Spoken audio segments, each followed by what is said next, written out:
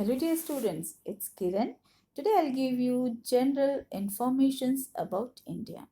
मुझे ऐसा लगता है कि ये वो इन्फॉर्मेशंस हैं जो हम सभी इंडियंस को जानना ही चाहिए।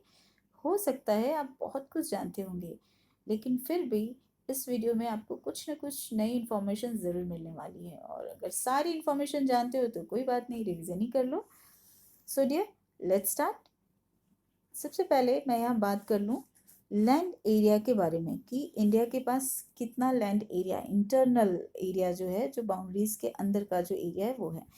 और ऑब्वियसली यहाँ पर मैं इंडियन नंबर सिस्टम ही इस्तेमाल कर रही हूँ। यहाँ पे मैं बता दूँ, मैंने वर्ड्स में भी लिखा है 32,87,263 किलोमीटर स्क्वायर। ये इंडिया का लैंड एरिया है। ये सेकेंड इंफॉर्मेशन जो आप जानते हो, इंडिया की कैपिटल सिटी हम किसे कहते हैं? तो न्यू दिल्ली को कहते हैं। लार्जेस्ट सिटी कौन है? तो मुंबई है।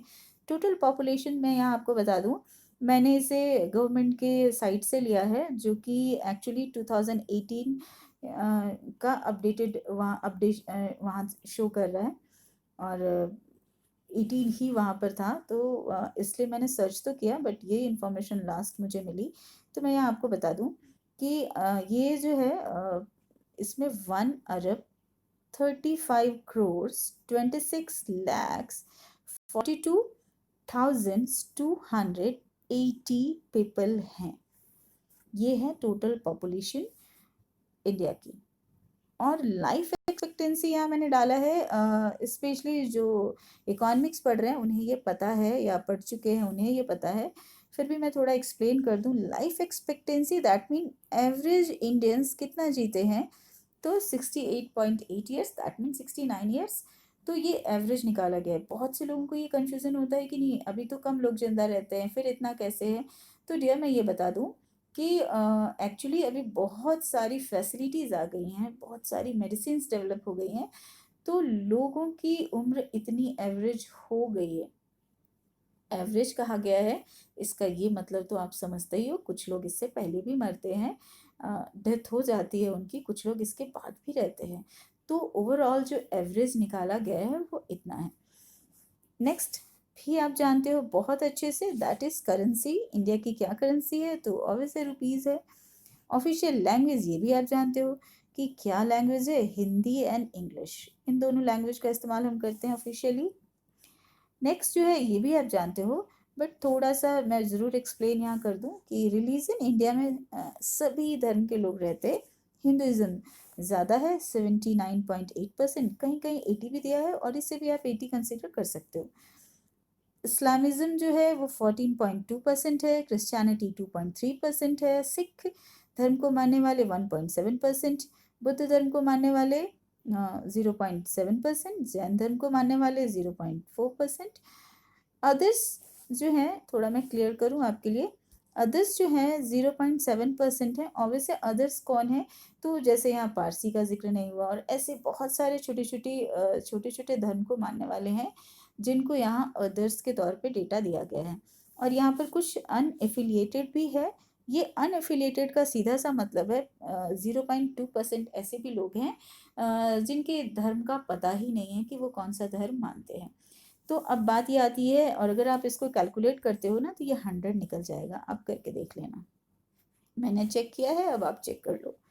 और मैं आपको ये बता दूं, अगर आपके पास ये, आपको ये लगता है, स्पेशली स्टूडेंट्स ने कई बार पूछा भी है क्लासेस के दौरान कि कैसे पता चलता है ये, तो ऑब्वियसली जब सेंसस होता है तो उस दौरान ये भी इंफॉर्मेशन ली जाती है आपसे कि आप किस धर्म को मानते हैं, ठीक है? तो उसी बिहाफ पे ये इंफॉर्मेशन आपको दी जाती है। नेक्स्ट पार्ट जो है वो भी बहुत अच्छे से आप जानते हो।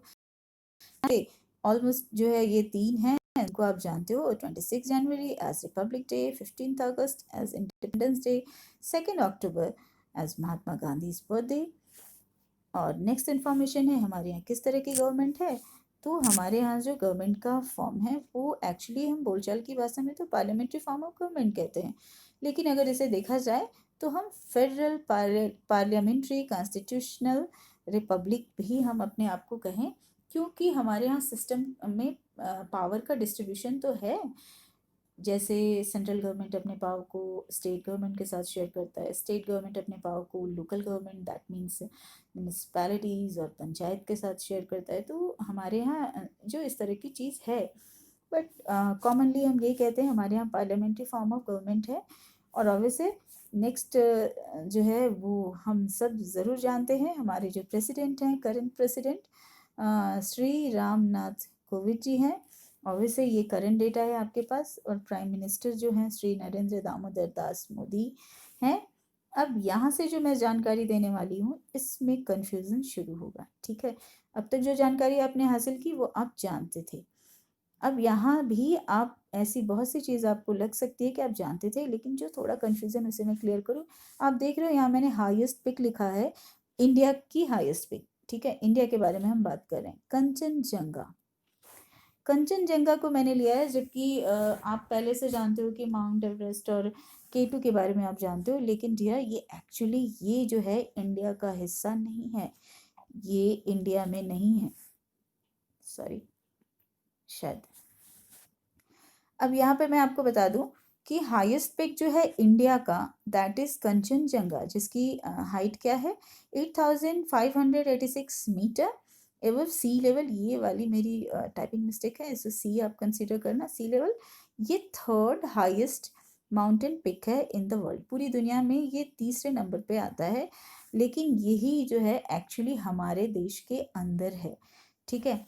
अब जो दो इम्पॉर्टेंट चीज़ है जो आप जानते थे उसके बारे में मैं थोड़ा सा क्लियर करूं कि ये है क्या।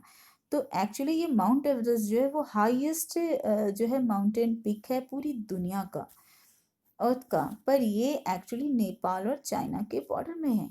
आपने देखा, यहाँ मैंने अंडरलाइन कर दिया, फिर से मैं थोड़ा क्लियर करूँ और फिर मैं आपको यहाँ पर अंडरलाइन कर दूँ। माउंट एवरेस्ट जो है वो चाइना और नेपाल के बॉर्डर में है, और इसकी हाइट जो है वो 8848 मीटर ही आपको बुक्स में मिल रही है। लेकिन बहुत बार आपने न्यूज़ वगैरह में नोटिस किया है कि इसकी हाइट बढ़ रही है, जो अभी बढ़ के 8852 मीटर है। हालांकि कहीं भी किसी भी साइट में या फिर किसी भी बुक में, साइट पे तो ये जानकारी मिल जा रही है, लेकिन किसी बुक में मैंने इसे अभी तक नहीं देखा, दैट मीन ये प्रिंट नहीं हुआ। हम ये मानकर चल सकते हैं कि हिमालय की ऊंचाई बढ़ रही है, और पॉसिबल है क्योंकि ऑब्वियस है अगर वहाँ पर जो है स्नो बढ़ रहा है, बर्फ बढ़ रहे हैं, तो उसकी हाइट बढ़ेगी। तो आपको मैंने दोनों ही डेटा दिया है, आप दोनों को जान लो। अब बात आती है केटू की। इसके बारे में भी आपको लगता है आपने 9th में ये पढ़ा है कि केटू है क्या। तो इस ऑब्वियसली ये सेकंड हाईएस्ट पीक है पूरी दुनिया का, और इसकी जो हाइट है 8611 मीटर्स है सी लेवल से। और ये कहाँ पड़ता है, तो चाइना एंड पाकिस्तान के बॉर्डर में पड़ता है। थोड़ा क्लियर करूँ, सी केटू चाइना एंड पाकिस्तान के बॉर्डर में पड़ता है, माउंट एवरेस्ट चाइना और नेपाल के बॉर्डर में पड़ते हैं। इनकी हाइट ये है, और केटू की हाइट मैंने यहाँ दी है। तो ये नॉर्मली जब भी बात करती हूँ तो आप यही बताते हो कि माउंट एवरेस्ट जो है इंडिया की हाईएस्ट पीक है। एक्चुअली माउंट एवरेस्ट हमारे बॉर्डर में नहीं है, हमारे यहाँ कंचनजंगा है जो कि वर्ल्ड की थर्ड हाईएस्ट माउंटेन पीक है। मुझे ऐसा लगता है कि मैंने यहाँ आपको क्लियर किया, और अगर कुछ लगता है तो आप बाद में कमेंट कर सकते हो कि आपको क्या जानना है। ये यहाँ पे मैं दे रही हूँ, ये भी आप जानते होंगे, ऑफिशियल वेबसाइट। अगर आपको गवर्नमेंट से किसी तरह की बात करनी है, कोई ऐसी चीज़ उन तक पहुँचानी है, तो उनके ऑफिशियल वेबसाइट पे आप जा सकते हो। यहाँ पे थोड़ा सा, चूंकि ये गवर्नमेंट वेबसाइट है इसलिए ये ऐसा शो कर रहा है, मैं आपको पढ़ के बता देती हूँ। ऑफिशियल वेबसाइट है india.gov.in, ठीक है। ये नेशनल पोर्टल है आपका जो कि इंडिया का है। अब यहाँ से जो इन्फॉर्मेशन मैं देने जा रही हूँ, इनमें बहुत से ऐसे लोग होंगे, हो सकता है आपने सुना है, आप जानते होंगे, तो मैं उसे थोड़ा सा क्लियर करूँ जो बहुत ही ज़रूरी है आपके लिए जानना। सो यहाँ से मैं बताऊँ, इंडिया जो है मेंबर है यूनाइटेड नेशन का। और इंटरेस्टिंग बात मैं आपको बताऊँ यहाँ कि ये जो है फाउंडिंग मेंबर भी कंसीडर किया जाता है यूनाइटेड नेशन का, क्योंकि ये डिक्लेरेशन जब साइन हुआ था यूनाइटेड नेशन के, जब हम मेंबर बने थे, तो ये वक्त कौन सा था, तो यहाँ मैं आपको अंडरलाइन कर रही हूँ। ये वक्त था 1 जनवरी 1942, वाशिंगटन में ये हुआ था। ऑब्वियसली ये उस वक्त की बात है जब इंडिया ने आज़ादी हासिल नहीं की थी। और तो और हमने पार्टिसिपेट भी किया था बिना आज़ादी लिए ही, और ये वक्त है 25 अप्रैल टू 26 जून का वक्त था 1945 का। कहाँ लिया था? तो सैन फ्रांसिस्को में हमने पार्टिसिपेट किया था इस United Nation conference of international organisation को। ठीक है, अगर मैं थोड़ा और क्लियर करूँ कि इसे आप देख लेना कि फाउंडिंग मेंबर्स कैसे है। और नेक्स्ट जो है G20, ये G20 है क्या? तो इंडिया है G20 का मेंबर। दैट मीन ये ग्रुप 20 में ऑब्वियसली 20 कंट्रीज है, यहाँ मैं इंडिया को अंडरलाइन कर रही हूँ। तो G20 का मेंबर है इंडिया। कौन कौन सी कंट्रीज इसमें शामिल हैं?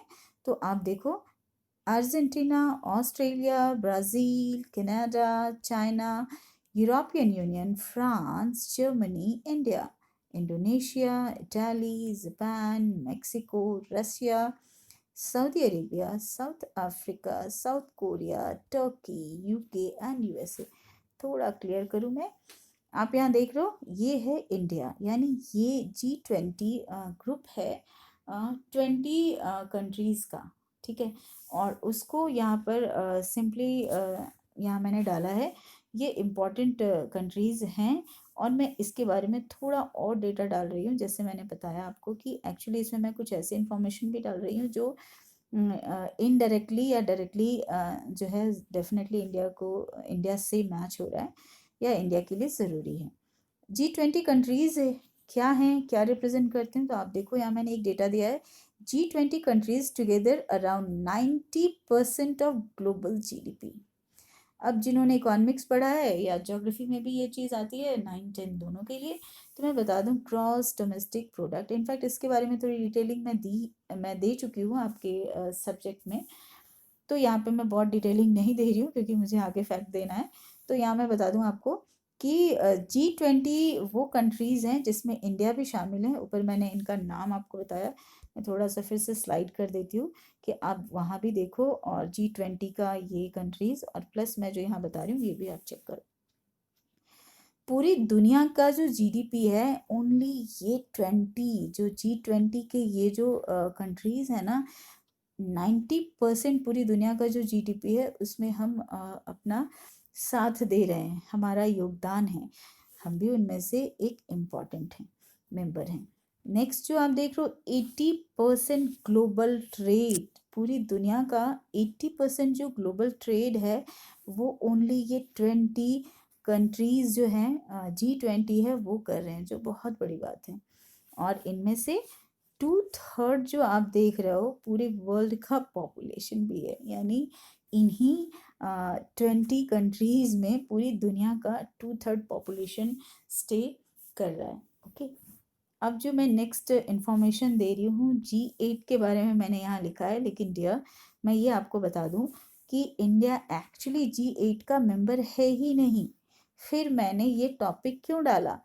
तो मैं ये टॉपिक पे पहले आपके पास जाऊं, इससे पहले मैं आपको थोड़ा सा G8 के बारे में बता दूं। G8 प्लस G5 ये रहा आपका, आपने देखा।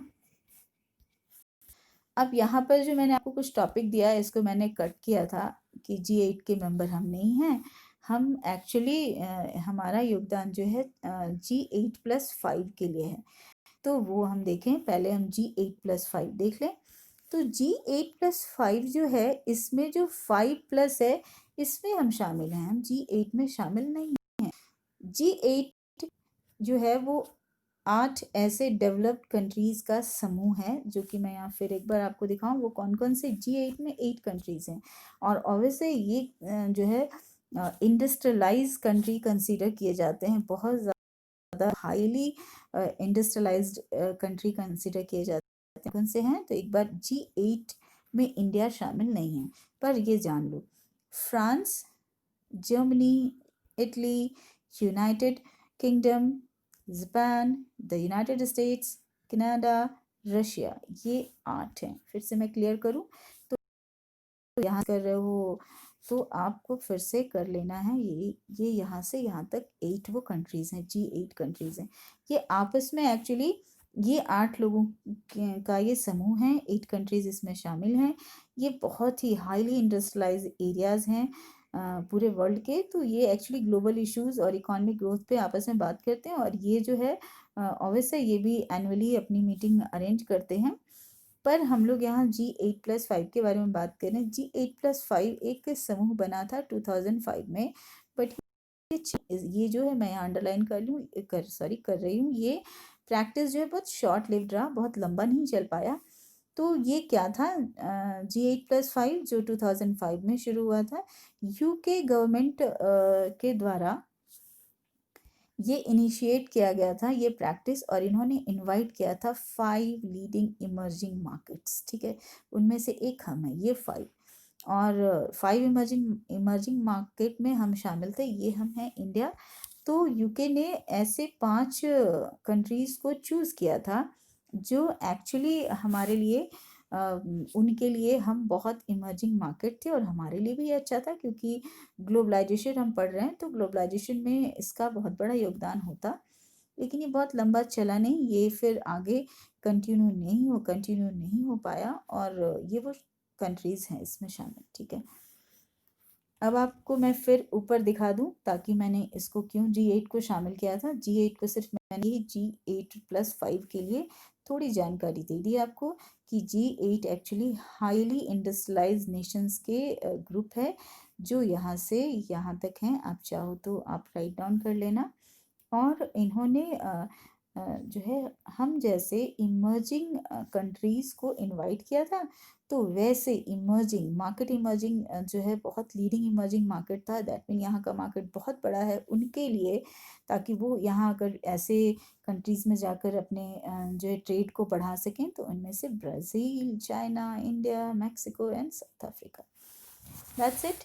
अब जो मैं नेक्स्ट टॉपिक बताने जा रही हूँ, आप जानते हो इसके बारे में, इनफैक्ट मुझे लगता है मैंने अभी आपको दिया है इसके बारे में। WTO, world trade organisation, right. World trade organisation है क्या? तो ये पूरी दुनिया में जो ट्रेड या ग्लोबलाइजेशन के थ्रू जो ट्रेड हो रहा है, तो उस पर ये नज़र रखती है। बहुत सारे इसके फीचर्स मैंने आपको दिए हैं। तो ये कब शुरू हुआ? तो 1 जनवरी 1995 को, हमने उसे ज्वाइन किया, क्योंकि हमारे यहाँ ग्लोबलाइजेशन आज़ादी के बाद बंद था। दैट मीन हम किसी को एंट्री नहीं दे रहे थे कि हमारे यहाँ आकर वो ट्रेड करें, क्योंकि हमें डर था कि फिर से हम गुलाम ना हो जाए। लेकिन 90s में ये शुरुआत हुई थी, इस पर बातचीत शुरू हुई थी, जो कि कांग्रेस गवर्नमेंट थी उस दौरान, मनमोहन सिंह जी की सरकार थी, गवर्नमेंट थी, उस दौरान इसकी शुरुआत हुई थी, और हमने WTA में अपने आप को शामिल कर लिया था। दैट इज़ 1 जनवरी 1995, और ये है गेट, GATT। इसको आप ज़रूर जान लो। आप देखो यहाँ पर, जैसे ही हमने आज़ादी हासिल की थी, उसके तुरंत बाद ही हम गेट के सदस्य बने थे। हो सकता है आपके पास ये जानकारी ना हो, मुझे ऐसा लगता है, और है तो बहुत अच्छी बात है। गेट के सदस्य बने थे 8 जुलाई 1948 को ही। इसमें कौन कौन से कंट्रीज शामिल हैं उसके बारे में बात करें। ऑलमोस्ट 23 इसके फाउंडिंग मेंबर्स कंसीडर किए गए, जो कौन है? Australia, Belgium, Brazil, Burma, Canada, Ceylon, Chile, China, Cuba, Czechoslovakia, France, India, Lebanon, Luxembourg, Netherland, New Zealand, Norway, Pakistan, Southern Rhodesia, Syria, South Africa, United Kingdom and United States. मैं थोड़ा clear करूँ, आप चाहो तो स्क्रीनशॉट ले सकते हो। अब नेक्स्ट जो मैं बताने जा रही हूँ वो आप देखना, कि इसमें ब्रिक्स, ठीक है, मुझे ऐसा लगता है ये भी आप नहीं जानते हो। ब्रिक्स है क्या? तो BRICS is an association of 5 major emerging national economies. ये मैंने अंडरलाइन किया, जो मैंने अंडरलाइन किया उसको आप हाईलाइट कर सकते हो हाईलाइटर से, अगर आप राइट डाउन कर रहे हो तो। ये है इमर्जिंग नेशनल इकोनॉमीज। तो बी फॉर, यहाँ पर आप सारे कंट्रीज़ के नाम हैं। इनफैक्ट यहाँ जो आप देख रहे हो, ये सारे वो कंट्रीज़ हैं जो कि जिनके फर्स्ट नेम को यहाँ शामिल किया गया है। Brazil, B for Brazil, R for Russia, I for India, C for China and S for south Africa. Okay, तो इस तरह से इसमें हम शामिल कब हुए थे? तो ये जो था हालांकि इसमें South Africa, all the members of G20 since 2009, the BRICS nations have met annually at the formal summit. 2009 में इसके बाद एक्चुअली यहाँ पर G20 में जितने भी शामिल थे वो भी इसमें पार्टिसिपेट करने लगे।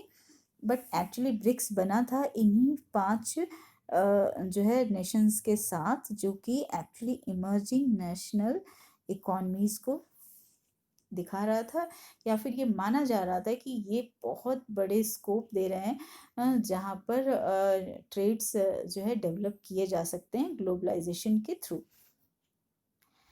अब आपका जो नेक्स्ट है वो आप जानते हो, नेशनल एंथम है क्या? तो जन गण मन। टाइम जोन क्या है ये भी आप जानते हो। तो ऑब्वियसली इंडियन स्टैंडर्ड जो इंटरनेशनल स्टैंडर्ड जो टाइम है वो प्लस 5:30 आवर्स जो है वो आगे जाता है। दैट मीन हमारा टाइम उससे थोड़ा आगे रहता है। और ये चीज़ मैंने ऐसे ही डाल दी, मुझे नहीं पता आप जानते हो या नहीं, पर मुझे अच्छा लगा, मुझे लगा मुझे ये देना चाहिए। ड्राइविंग साइड हमारे यहाँ तो हम सब जानते हैं कि जो है लेफ्ट हैंड साइड से ड्राइविंग होती है। यानी आप जब ड्राइव कर रहे होते हो किसी भी चीज़ को, तो या फिर जा रहे होते हो, तो वो लेफ्ट हैंड साइड से ही होता है। और ऐसा ही ज़्यादातर जगह होता है, जैसे Australia, South Africa, Japan and Caribbeans जो कंट्रीज़ हैं वहाँ पे ऐसे ही लेफ्ट हैंड साइड से ही होता है। लेकिन यूरोप में जनरली ये ड्राइव पता है राइट हैंड साइड से होता है। दैट मीन उनके यहाँ ये उल्टा होता है यूरोपियंस कंट्रीज़ में। और ये भी आप जानते हो नेक्स्ट जो है वो है कंट्री का जो नंबर आप देखते हो ना, जितने भी मोबाइल में नंबर आते हैं उसके आगे प्रीफिक्स होता है +91। तो ये एक्चुअली कंट्री का नंबर है जो कि दिया गया है हमें। तो ये हमारा 91, उसके बाद हमारे देश का कोई भी नंबर उसके साथ ऐड होता है। और कंट्री का कोड है IN। आपने देखा होगा किसी भी पोर्टल पर जो कि गवर्नमेंट का पोर्टल होता है वहाँ पे .in ज़रूर होता है। दैट शोज़ कि वो इंडिया का है। इंडिया कंट्री कोड हम इसको कहते हैं। सो डियर, यही थी आज की इन्फॉर्मेशन आपके लिए इंडिया के बारे में। होपफुली आपको पसंद आया होगा। पसंद आया तो बहुत अच्छी बात है, नहीं पसंद आया तो भी कमेंट कर सकते हो। पसंद आता है तो मैं इससे आगे भी ऐसे कुछ और भी जानकारी दूंगी। इनफैक्ट ऐसी कुछ और चीज़ थी इसमें जिसको मैंने यहाँ एक्सप्लेन नहीं किया, क्योंकि मुझे लगा कि मैं इंडिया को ही दे रही हूँ। जैसे इस वक्त यहाँ पर मैं आपको दिखा रही हूँ, यहाँ पर कुछ ऐसे जैसे EU वर्ड मैंने एक जगह यूज़ किया है। जैसे यहाँ पे मैं एक बार आपको दिखा दूँ, यहाँ पे EU है क्या जो G20 में शामिल है। आपको मैं बता दूँ EU में इटसेल्फ ही 27 कंट्रीज़ हैं। यूरोपियन यूनियन है यहाँ पर, लेकिन मैंने इसको एक्सप्लेन नहीं किया यहाँ, क्योंकि ऑब्वियसली ये स्पेशली मैं इंडिया के डेटा को ही कंसिडर कर रही थी, तो इसलिए देखूँगी आगे इसे भी एक्सप्लेन करने की कोशिश करूँगी। Okay dear, bye, have a nice day, thank you.